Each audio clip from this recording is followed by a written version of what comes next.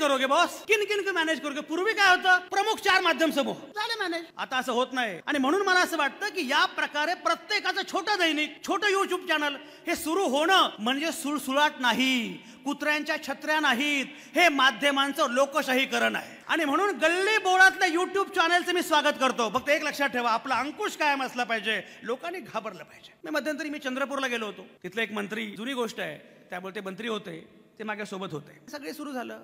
कार्यक्रमाला कोण? मंत्री. कार्यक्रमाला कोण?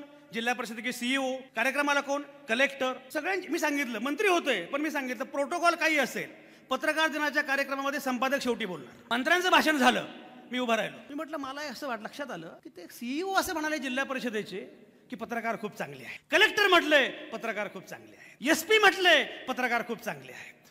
मंत्री म्हटले पत्रकार खूप चांगले आहेत. मी संपादक म्हणून सांगतो काहीतरी गडबड आहे. सगळ्या व्यवस्थेला तुम्ही चांगले कसे काय वाटता? तुम्ही डोळ्यात खुपलंच पाहिजे, अंकुश असला पाहिजे. मी तुम्हाला म्हटलं ना, एक लक्षात घ्या, रेव्हेन्यू मॉडेल तुमच्या इतकंच मला पण कळतं. सगळं सोंग करता येतं पण पैशांचं सोंग करता येत नाही. पोट भरल्याशिवाय बाकी सगळं, हे सगळं मला मान्य आहे. पण मी तुम्हाला सांगतो, पैशाचं सोंग सुद्धा करण्यासाठी आधी दबदबा असला पाहिजे. आणि म्हणून इथून पुढे जे काही करायचंय ना, ठणकावून करा, मागून नाही.